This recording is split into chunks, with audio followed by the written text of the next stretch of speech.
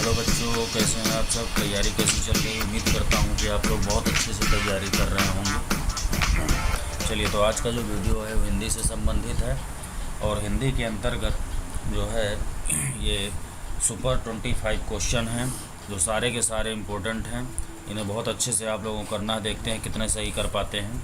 तो चलिए देखते हैं। पहला क्वेश्चन है, कह रहा है कि ज्ञानपीठ पुरस्कार किससे संबंधित है। आप लोग सही जवाब दें, कोशिश करें। कह रहा है कि ज्ञानपीठ पुरस्कार किस क्षेत्र से संबंधित है। हिंदी भाषा से, संस्कृत भाषा से, तमिल भाषा से या सभी भारतीय भाषाओं से। तो याद रखना है, सभी भारतीय भाषाओं से संबंधित है।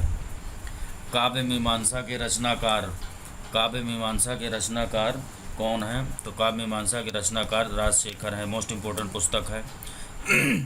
यदि ए ओ ए आओ के आगे कोई स्वर हो तो इनके स्थान पर क्रमशः अय औ आय आओ हो जाता है। तो ये कौन सी स्वर संधि कहलाएगी। ठीक है, ये आपको बताना है कि इनमें से कौन सी स्वर संधि कहलाएगी। अब यदि ऐसा होता है कि अय औ आय आओ हो जाता है तो ये अयादि स्वर संधि होगी। इसके सारे वीडियो मैंने बना के डाल रखे हैं। अगर आप लोगों ने नहीं देखा तो वहाँ पे आप लोग बहुत अच्छे से एक बार देख लेंगे तो कभी भी संधि से संबंधित क्वेश्चन गलत नहीं होगा। नेक्स्ट देखिए, कह रहा है जगन्नाथ शब्द में सही संधि है। जगन्नाथ में कौन सी संधि है। तो जगत प्लस नाथ हो जाएगा, यानी व्यंजन संधि है। कौन सा हो जाएगा, जगत प्लस नाथ। ठीक, अदृश्य शत्रु अर्थ के अनुरूप उपयुक्त मुहावरा।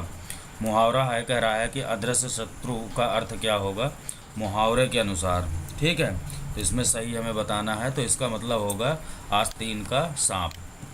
ठीक, अदृश्य शत्रु मतलब जो दिखाई नहीं देता, यानी आस्तीन का सांप जिसे कहते हैं, जो खुल के सामने नहीं आता। जय पराजय में कौन सा समास है। समास वाला टॉपिक बहुत अच्छे से कराया है, वहाँ पे आप लोग देखना। जय पराजय में कौन सा होगा, जय और पराजय, यानी कि द्वंद्व समास हो जाएगा। नेक्स्ट, बहती गंगा में हाथ धोना का सही अर्थ क्या होगा। कह रहा है बहती गंगा में हाथ धोना, यानी अवसर का लाभ उठाना, अवसर का लाभ उठाना, ये सही हो जाएगा। निम्नलिखित में से कौन सा शब्द स्त्रीलिंग नहीं है, ये आपको बताना है। सुबह, दोपहर, सांझ, दिन, इनमें से कौन सा स्त्रीलिंग नहीं है, कौन सा यानी कि फीमेल जेंडर नहीं है, यानी कि मेल है। निम्नलिखित में से कौन सा शब्द हंस का पर्यायवाची है। हंस का पर्यायवाची पूछ रहा है कि कौन सा शब्द हंस का पर्यायवाची है।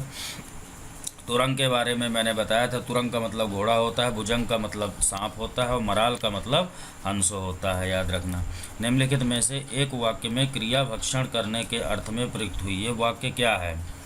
कह रहा है जो क्रिया है वो भक्षण, ठीक है, भक्षण का मतलब होता है खाना, के रूप में प्रयुक्त हुई है। वो वाक्य क्या होगा, वह हराम का पैसा खाता है। अब यहाँ देखिए, पैसा खाता है, ठीक, तो पैसा खाने की कोई चीज़ नहीं है।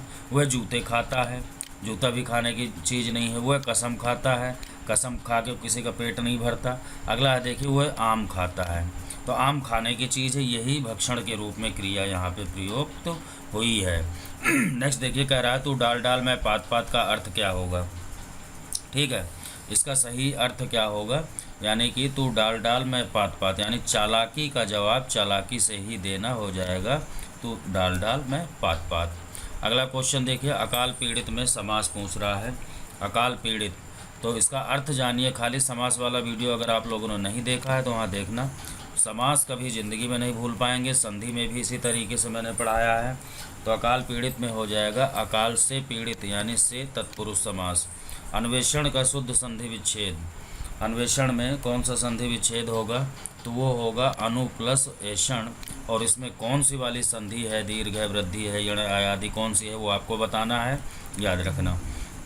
निम्नलिखित में शब्दों में से योग रूढ़ शब्द कौन सा है।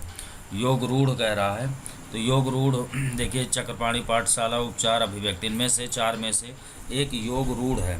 ठीक है, योग रूढ़ का मतलब ऐसा शब्द होता है, ठीक है, जिसका ना तो एक तरीके से बहुब्रीहि वाला समास वाला होता है, ना तो पहला पद प्रधान होता, ना दूसरा, किसी तीसरे की बात की जाती है, वो योग रूढ़ होता है। ये वाला टॉपिक करवाऊंगा तो और अच्छे से क्लियर हो जाएगा। तो यहाँ पे सही आंसर हो जाएगा चक्रपाण। चक्रपाणी का मतलब ये है कि चक्र है जिसकी पाणी, पाणी का मतलब हाथ में, अर्थात विष्णु। विष्णु ऑप्शन में ना हो तो कृष्ण। गोधूम का तद्भव क्या होगा? गोधूम का मतलब होता है गेहूँ, ठीक है, गोधूम। नेक्स्ट, तल्लीन शब्द में सही उपसर्ग बताना है, ठीक है। तल्लीन शब्द में सही उपसर्ग का विच्छेद है, यानी जो है यहाँ पे संधि पूछ लेता है एक तरीके से, वही पूछ रहा है।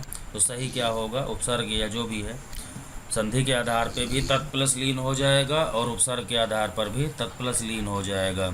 नेक्स्ट देखिए, शिव का कौन सा अर्थ नहीं है, ठीक है। शिव का कौन सा अर्थ? महादेव, पशुपति, चक्रपाणी और शंकर। तो यहाँ पर चक्रपाणी, चक्र जो है चक्रपाणी अर्थात विष्णु का है, बाकी शिव, शंकर, महादेव, पशुपति ये सब जो है शिव जी के हैं। कारक के कितने भेद होते हैं? तो कारक जो होते हैं वो 8 प्रकार के होते हैं, याद रखना। केशव कही न जाए का कहिए पंक्ति के रचनाकार, ये मोस्ट इम्पोर्टेंट पंक्ति है। कई बार C TET, UP TET, super TET और लोअर वगैरह में या लेखपाल, चकबंदी, वीडियो, बीपीओ में ऐसे क्वेश्चन ज़रूर आते हैं और ये आया हुआ 2-3 बार, इसलिए इसे रखा है। तो ये जो पंक्ति है ये तुलसीदास जी की है, याद रखना। केशव कही न जाए का कहिए सूरदास प्रेमचंद के किस उपन्यास का पात्र है? ऐसे क्वेश्चन ज़रूर आप लोग कर लेना कि मुंशी प्रेमचंद के कौन सा ऐसा उपन्यास है जिसमें सूरदास नामक एक पात्र है? तो वो है रंगभूमि उपन्यास में। कौन सा? रंगभूमि, याद रखना। आगे जो शब्दों के अर्थ को व्यक्त करने के लिए सही विकल्प का चयन करना है, यानी ये जो शब्द दिए हैं इनका सही आंसर क्या होगा ये कह रहा है।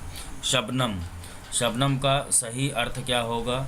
शीत, ओस, पाला, कोहला। तो शबनम का सही अर्थ होता है ओस। ओस को उर्दू में, फारसी में शबनम कहा जाता है। नेक्स्ट देखिए, नैसर्गिक। नैसर्गिक का मतलब क्या होगा? प्राकृतिक, स्वर्गिक, पारस्परिक, स्वर्णिम। तो नैसर्गिक का मतलब होता है प्राकृतिक और इसका अपोजिट होता है कृत्रिम, याद रखना। नैसर्गिक का अपोजिट कृत्रिम। कृत्रिम का मतलब बनावट और नैसर्गिक का मतलब प्राकृतिक, जो प्रकृति के द्वारा बना हुआ है। नेक्स्ट देखिए, कह रहा है अस्मिता का अर्थ क्या है? शुद्ध, तो अनहता हो जाएगा इसका ये। नेक्स्ट, पानी पानी होना, इसका सही अर्थ बताना है। तो घबरा जाना, बहुत भीग जाना, बाढ़ आ जाना, बहुत लज्जित होना। तो मुहावरा है पानी पानी होना, तो इसका सही अर्थ होगा बहुत लज्जित होना, यानी पानी पानी होना। और लास्ट है गूलर का फूल होना।